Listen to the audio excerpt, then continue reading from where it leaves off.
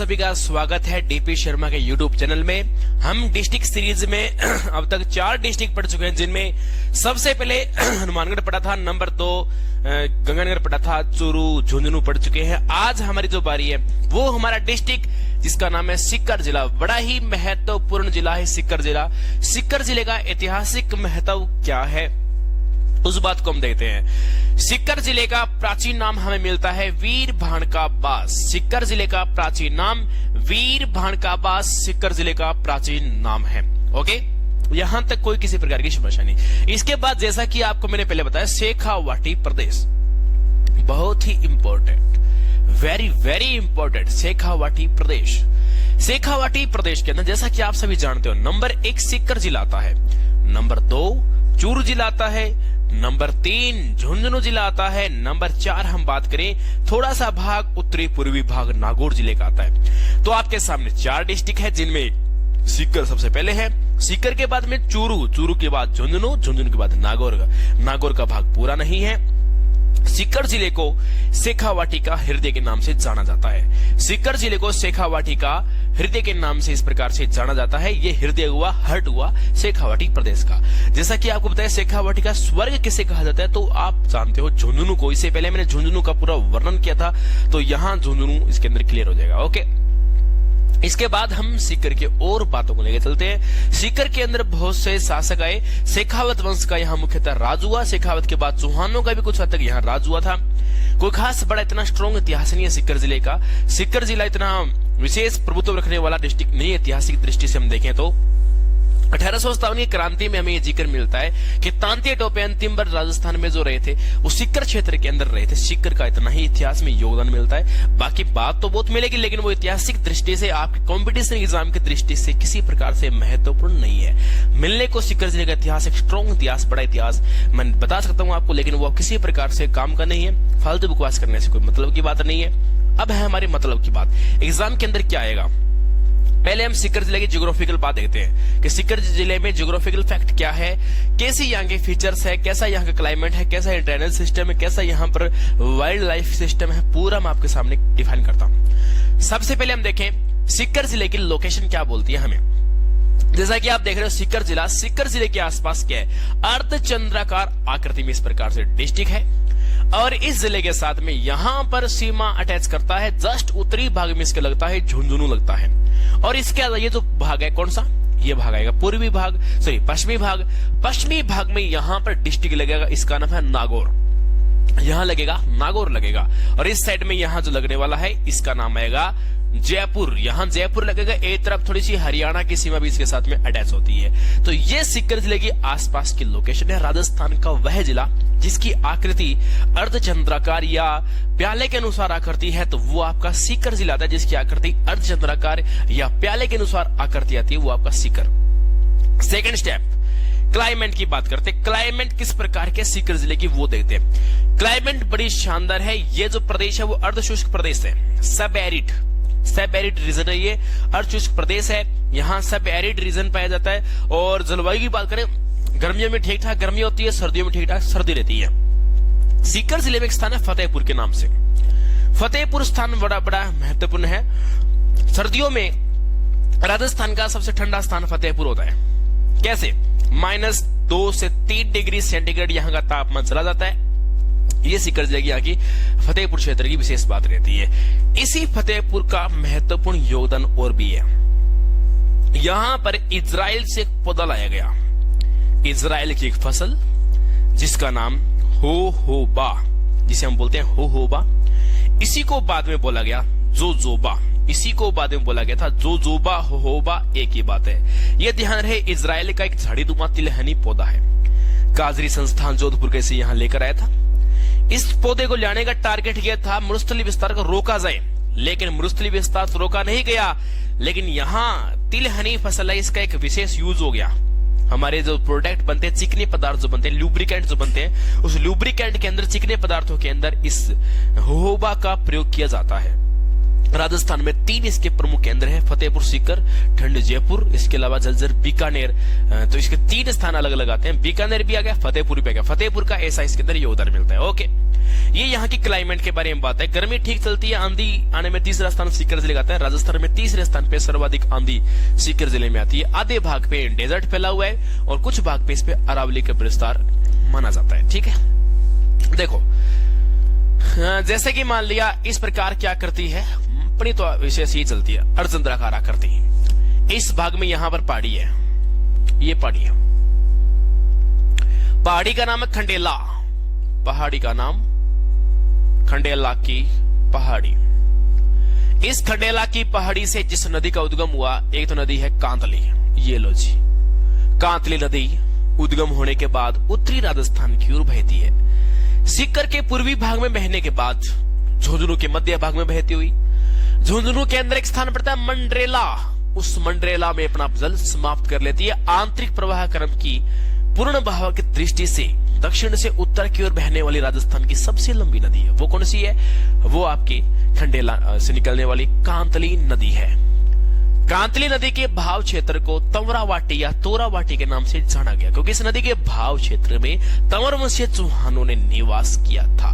Okay, इसके बाद आगे की और विशेषता कैसी कर जिलेगी, इन्हीं की पहाड़ियों से इस पहाड़ी के दक्षिणी भाग से नदी निकलती है।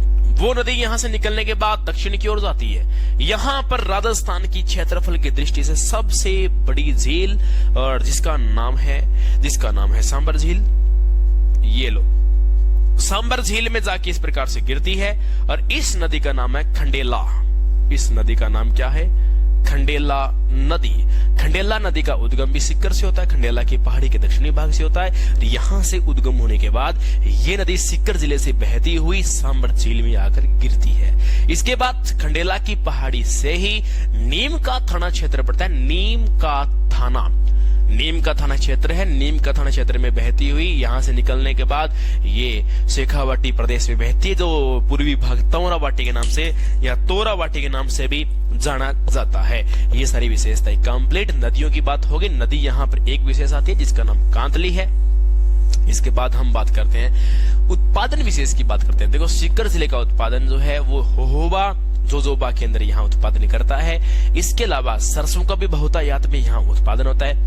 बाकी राजस्थान में बहुत सी क्रॉप्स होती है, फसलें होती है, लेकिन किसी फसल में इस क्षेत्र का योगदान बड़े स्तर पे नहीं है सीकर जिले का योगदान। ठीक है, सीकर जिला स्थापत्य कला और ऐतिहासिक दृष्टि से कुछ स्थापत्य कला से ज्यादा ये अधिक महत्वपूर्ण डिस्ट्रिक्ट आता है। इसके अलावा हम और बात करें, यहाँ खनिज की बात करें, खनिज भी इतना कोई खास नहीं है। तांबा विशेष क्षेत्र है। तांबा यहाँ भी हाल ही में भंडार फतेहपुर का क्षेत्र है, तो इसमें हाल ही में तांबे के बहुत बड़े भंडार प्राप्त हुए, क्योंकि आप जानते हो कि यहाँ पास में गणेश्वर सभ्यता के अवशेष मिलते हैं। इस कारण वो एक तांबर जन्नी सभ्यता है, तो यहाँ पर तांबे के भंडार और चूने के भंडार देखने को मिलते हैं। सीकर जिले की विशेषता ये रहती है। मार्बल बहुतायत भी यहाँ पर निकलता है। चट्टाने हैं बड़ी बड़ी, मार्बल को तोड़ने का काम यहाँ पर चलता रहता है। मार्बल पत्थर यहाँ से तोड़ते रहते हैं, पहाड़ी से ही चलता रहता है।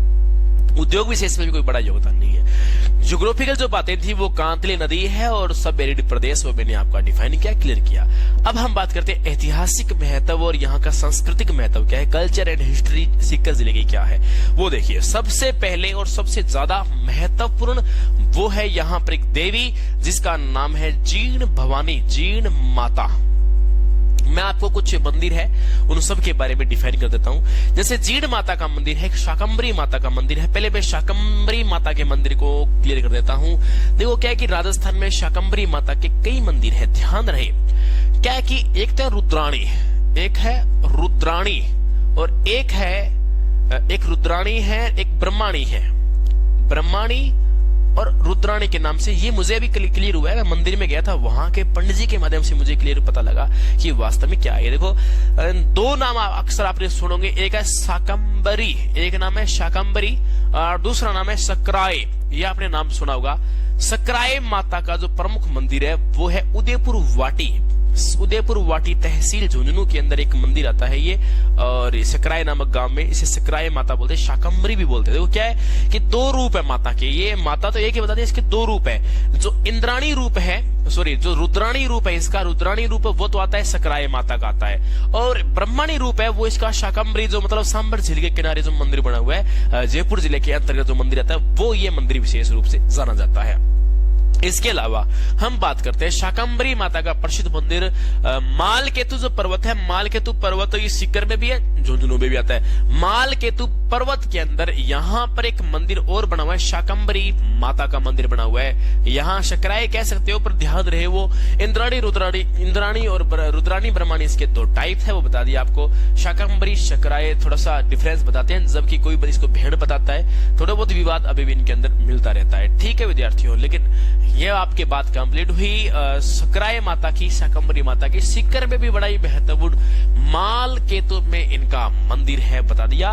ये प्रश्न आज तक नहीं आया हुआ। राजस्थान में मंदिर सबसे मुख्य है वो आता है जयपुर शामर में आता है वो शाकंभरी माता का मंदिर। दूसरा उदयपुर वाटी झुंझुनू में आता है। तीसरा जो मंदिर है वो सीकर जिले के मालकेतु क्षेत्र में मंदिर आता है। ओके, इसके बाद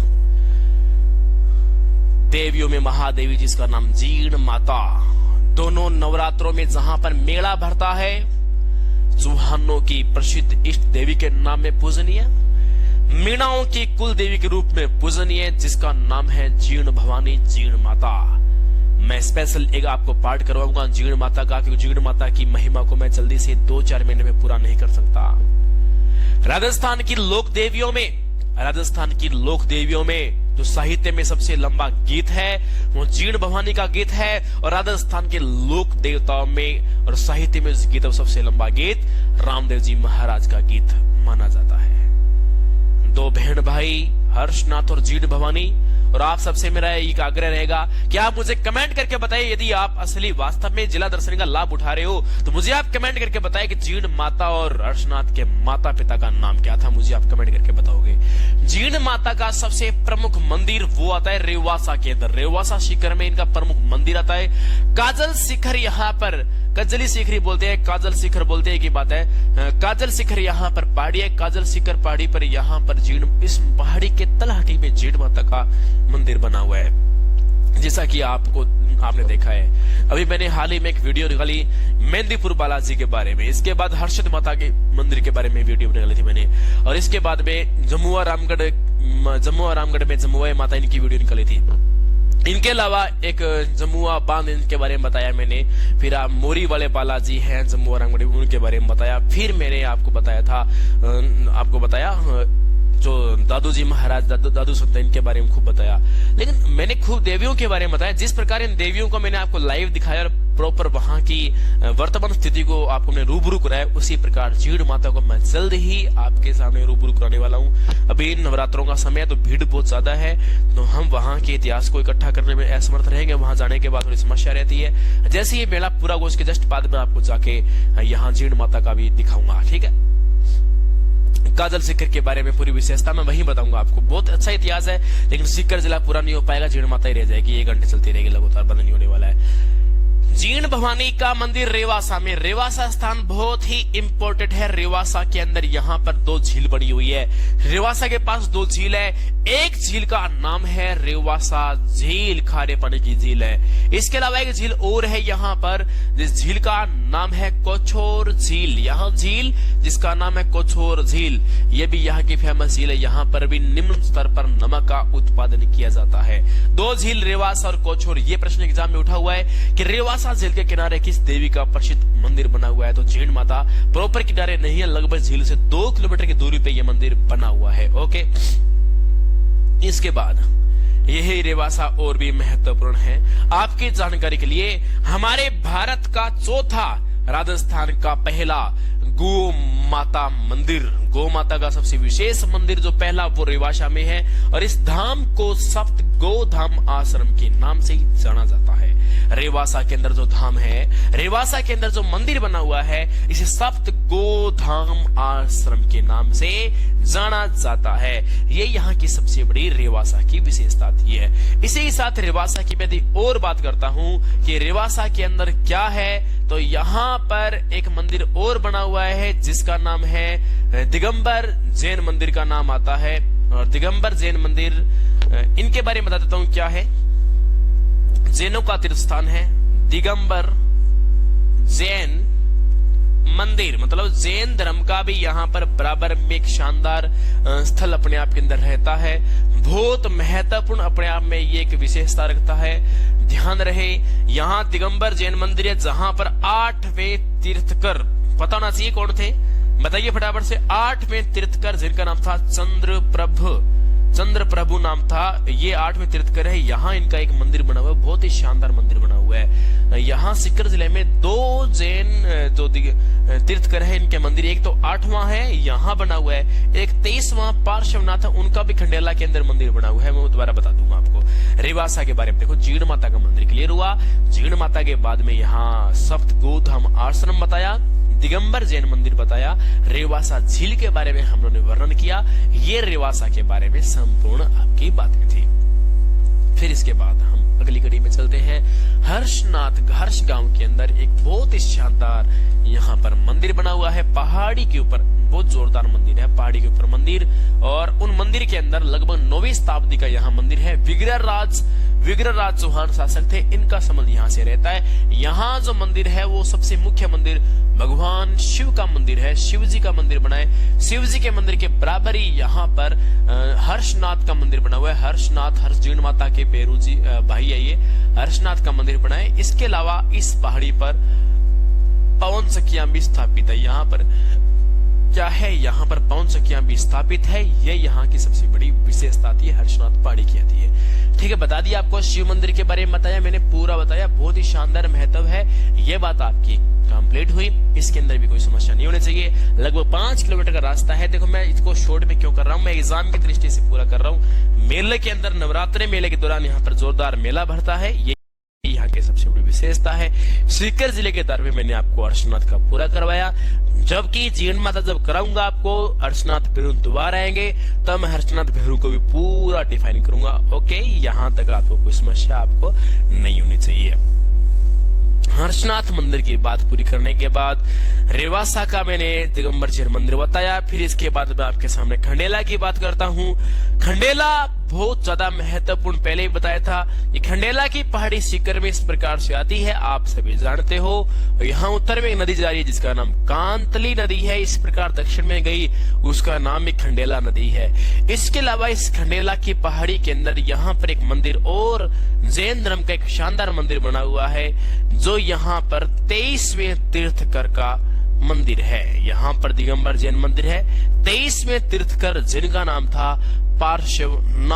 पार्श्वनाथ के मंदिर राजस्थान में बहुत पॉपुलर है, बहुत जगह जगह पर बने हुए हैं। ठीक है जी, पार्श्वनाथ का मंदिर खंडेला के अंदर स्थित है। और जैसा कि आप सभी जानते हो, सीकर जिले की एक सभ्यता है, जिस सभ्यता का नाम है गणेश्वर सभ्यता। बहुत महत्वपूर्ण सभ्यता है जिसका नाम गणेश्वर सभ्यता। ये वेरी वेरी इंपॉर्टेंट है, इसके बारे में देख लो क्या था गणेश्वर सभ्यता के बारे में।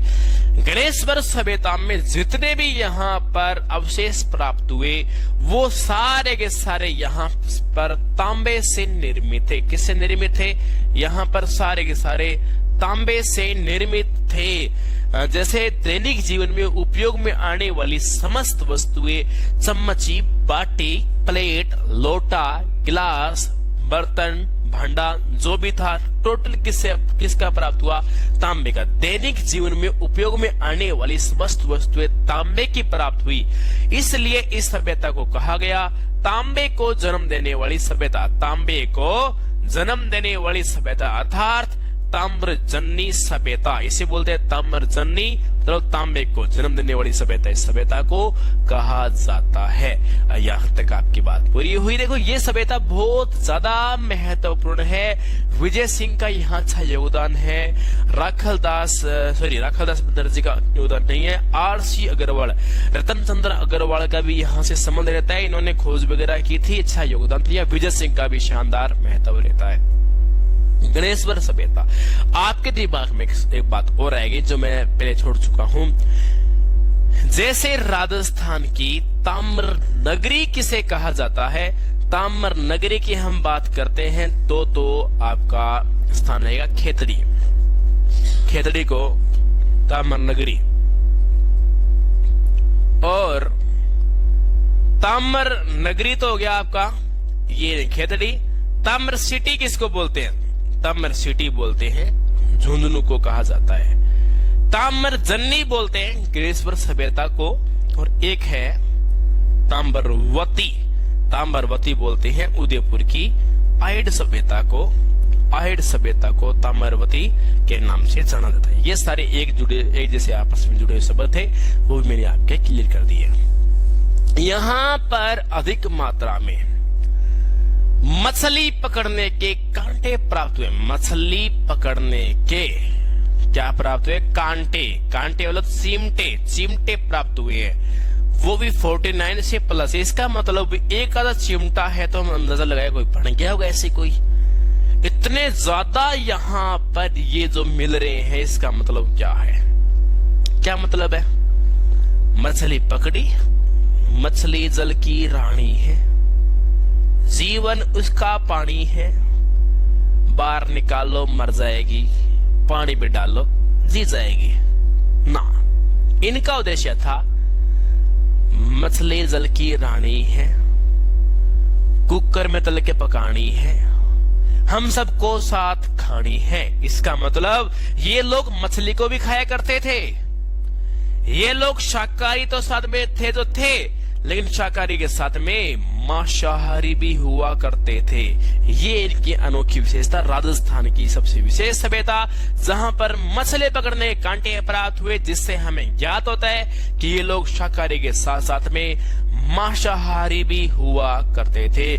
गणेश्वर टीला जो है यहाँ बहुत ही फेमस टीला है, और इस क्षेत्र में, यहाँ गणेश्वर क्षेत्र में एक मंदिर बना हुआ भगवान शिव का गणेश्वर के अंदर मंदिर बना हुआ है। ये बात देखो, यहाँ शिव मंदिर में एक गर्म पानी का झरना भी है, गर्म पानी का झरना भी है जो वर्षा ऋतु में चलता है, प्रॉपर पूरे वर्ष भर नहीं चलता। और इस झरने को गालव गंगा के नाम से, इसे गालव गंगा के नाम से जाना जाता है। ये लो आपके नया प्रश्न तैयार हुआ। ये गणेश्वर के अंदर किस भगवान का मंदिर है, शिव, ये आपका प्रश्न नहीं है। गणेश्वर में स्थित शिव मंदिर की विशेषता क्या है, यहाँ निकलने वाले झरने को किस नाम से जाना जाता है, गालव गंगा के नाम से। विद्यार्थियों रट लेना प्रश्न, RPSC में होने वाले एग्जाम के अंदर वेरी इंपोर्टेंट प्रश्न है। गालव गंगा किसे बोलते हैं, गालव गंगा बता दिया आपको। यहाँ गर्म झरने को गालव गंगा के नाम से जाना जाता है, ये मैंने आपको बता दिया। कोई किंतु परंतु नहीं है, बिल्कुल ओके रिपोर्ट आप सबके लिए है। और इसके अलावा मैंने शुरू में बताया था आपको, बालेश्वर यहाँ एक मंदिर है, बालेश्वर मंदिर, ये भी पूछा नहीं है कभी भी। बालेश्वर महादेव, बालेश्वर मंदिर जो है वो भी कहाँ है, श्रावण माह में यहाँ मेला भरता है, सावन के महीने में यहाँ पर मेला भरता है। ये सारी विशेषता थी सीकर जिले की ऐतिहासिक बातें मैंने आपसे पूरी की, और ये यहाँ का ऐतिहासिक महत्व। अब आपको पढ़ना क्या है, मैं पूरा एक बार पूरा रिपीट लगाता हूँ, आप सुन लो। जैसा कि मैंने बताया, सीकर जिला मरुस्थलीय प्रदेश में लगभग भाग आता है। शेखावाटी का हृदय कहलाता है, कुछ भाग पे अरावली का विस्तार है। यहाँ हर्ष का माता झीण माता क्षेत्र है, मालखेत क्षेत्र है, पूरा यहाँ ये अरावली का पर्वतीय प्रदेश आता है। बेजोड़ संगम है, एक तरफ आधा मरुस्थल है, आधा यहाँ अरावली, कुछ भाग में अरावली, पूरे भाग में नहीं है। अच्छा, इसके सीकर के पूर्वी भाग में खंडेला जो क्षेत्र है, नीम का थाना क्षेत्र, यहाँ पर एक सभ्यता विकसित हुई जिसका नाम गणेश्वर सभ्यता है। गणेश्वर सभ्यता को ताम्रजन्नी सभ्यता के नाम से जाना जाता है। जितने भी यहाँ पर प्रूफ हमें मिलते हैं वो सारे के सारे, आप जैसा कि आप सभी को पता है, वो सबूत कैसे हैं, जहां पर तांबे के अवशेष मिले से ताम्रजनी सभ्यता बोलते हैं। मांसाहारी भी है, शाकाहारी भी है। मछली पकड़ने के कांटे बहुतायत में प्राप्त हुए, जिसे हमें पता लगता है कि ये मांसाहारी हुआ करते थे। इतने अवशेष प्राप्त हुए। यहाँ की चिमटी, वो आंखों में डालते हैं काजल, सुरैया, श्रृंगार पेटी, सब तांबे के प्राप्त हुए। यहाँ पर कहा गणेश्वर सभ्यता में प्राप्त हुए हैं। इसके अलावा यदि हम कल्चर इतिहास की बात करते हैं, जीवन माता का मंदिर, हर्षनाथ का मंदिर, रेवासा में सप्त गोधामाश्रम, दिगंबर जैन मंदिर, 8वां तीर्थकर चंद्र प्रभु का मंदिर बना हुआ है, कोछोर झील बनी हुई है। इसके अलावा 23वें तीर्थकर मंदिर, जिनका नाम पार्श्वनाथ नाम था, खंडेला के अंदर बना हुआ है। बहुत अच्छा, खंडेला के अंदर गणेश्वर में शिव मंदिर बना हुआ है।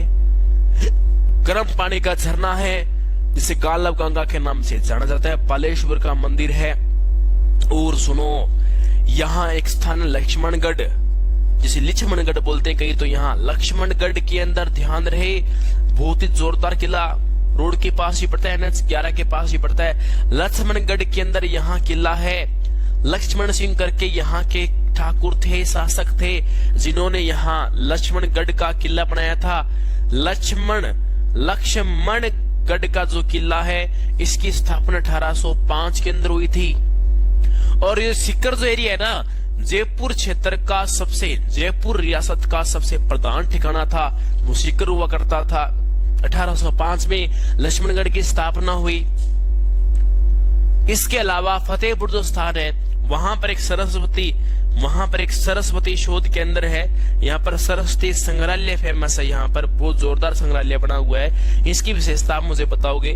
सरस्वती संग्रहालय क्यों महत्वपूर्ण है, सरस्वती संग्रहालय किस बात के लिए जाना जाता है, वो आप मुझे कमेंट करके बताओगे। विशेषता है तब मैं आपसे पूछ रहा हूँ, बहुत जोरदार विशेषता है यहाँ की। इसके अलावा हम बात करेंगे, यहाँ पर एक नीमड़ा स्थान पड़ता है। नीमड़ा एक स्थान पड़ता है। यही तहसील है, श्री माधवपुर के नाम से तहसील है। श्री माधवपुर तहसील में यहाँ पर नीमड़ा स्थान पड़ता है, जहाँ पर एक विशेष मेला भरता है। और एक धाम है यहाँ पर, इस धाम को चित्रकूट धाम के नाम से जाना जाता है। चित्रकूट वैसे चित्तौड़ से संबंध रखता है। एक चिरकुट है, चिरकुट पता ही आपको कौन है, आप सभी जानते हो चिरकुट कौन फेमस है। तो चित्रकूट धाम, नीमड़ा गांव, श्री माधोपुर, सवाई माधोपुर एक डिस्ट्रिक्ट है, मैं श्री माधोपुर बोल रहा हूँ। श्री माधोपुर स्थान है, ये सीकर जिले का एक अभिन्न अंग माना जाता है इस प्रकार से। और एक आप कह सकते हो शिक्षा क्या केंद्र भी आप कह सकते हो। नॉर्थ राजस्थान जो है मूर्खले प्रदेश, उस पूरे प्रदेश के अंदर शिक्षा के अंदर बहुत आगे था ये, और आज भी आगे है। लेकिन आजकल राजस्थान में कोई किसी से कम नहीं है। हर जिला अपने आप में एक विशेष विकास कर रहा है। हर एक आने वाले युवा पीढ़ी शिक्षा की ओर बड़ी अग्रिम हो रही है। हर क्षेत्र लगातार अग्रिम है। राजस्थान में सबसे टॉप में शिक्षा में जयपुर जिला अग्रणी है। लेकिन 2011 की रिपोर्ट में 19-20 का फर्क रखते हुए कोटा जिला अग्रणी था। IIT में आज भी अग्रणी है, लेकिन जयपुर जिला शिक्षा में सबसे टॉप में हो चुका है। और वास्तव में टॉप में जयपुर ही है। ये विशेषता है। मैंने पूरे इतिहास को गाया, इसमें कोई भी किंतु परंतु किसी भी बात का आपको भी ज्ञान है जो मैं नहीं बता पाया, क्योंकि मैं जल्दी ही सीकर जिले का विजिट करने वाला हूं, बच्चों को दिखाने वाला हूं सीकर जिले की विशेषताओं को। यदि आपके नजर में, यदि आपके गांव में कोई ऐतिहासिक स्थल है जिसका इतिहास से अच्छा संबंध रहता है और आपको लगता है कि इसका प्रतियोगी परीक्षाओं से थोड़ा बहुत संबंध भी रहता है, तो आप मुझे जरूर कमेंट करके बताएं, सर जी यहाँ भी एक महत्व है। हाँ, एक विशेष मेला रह गया, समझ चाहूंगा मैं। सीकर जिले के अंदर यहाँ एक विशेष खाटू गांव में मेला भरता है, हारे के सहारे की, जिसका नाम है खाटू श्याम जी का 1100 और 1200 को शानदार मेला भरता है। फाल्गुन का मेला, सफेद मार्बल से मंदिर बना हुआ है। मंदिर छोटा सा है, लेकिन यहाँ पर आने वाले भक्तों की तादाद बहुत लंबी है। और राजस्थान में बहुत कम समय में इतना ज्यादा विकास करने वाला मंदिर, और आज यहाँ सर्वाधिक पर्यटक आते हैं। टॉप 5 में आने वाला मंदिर है जिसका नाम है खाटू श्याम जी का मंदिर। बोलो हारे के सहारे की जय। इसी के साथ मैं आपसे विदा लेता हूँ। और जितने भी देखो, आप उन फोटोज को देखा करो और आप दिमाग दिमाग लगाया करो कि मैंने वीडियो के एंड में जो फोटो बता रखी है वो किस किस स्थल की आती है। और देखो लास्ट में मैं जरूर बताऊंगा आपको, मैंने कई जगह फोटो का नाम नहीं लिखता हूँ लेकिन नाम लिखूंगा साथ में। लेकिन आप भी दिमाग लगाया करो कि मैं जो फोटोज बराबर आपको दिखा रहा हूँ, कोई लक्ष्मणगढ़ की है, कोई फतेहपुर की है, कोई नीमड़ा महादेव चित्रकूट धाम की है, कोई खाटू श्याम जी की फोटोज है, कुछ हर्षनाथ मंदिर की है, कोई जीण माता मंदिर की, कोई सप्त गोदा आश्रम की। ये सब विशेषताएं आप देखा करो, इनको आपको पता लगे। कई सोचते हैं बस होगी वीडियो पूरी, बंद करो, आगे क्या है, टोन चल रही है, टोन चल रही है, टोन के अंदर ही बहुत कुछ है, उसको देखा करो, वीडियो को एंड तक देखा करो, बहुत कुछ उसमें दिया होता है। ठीक है।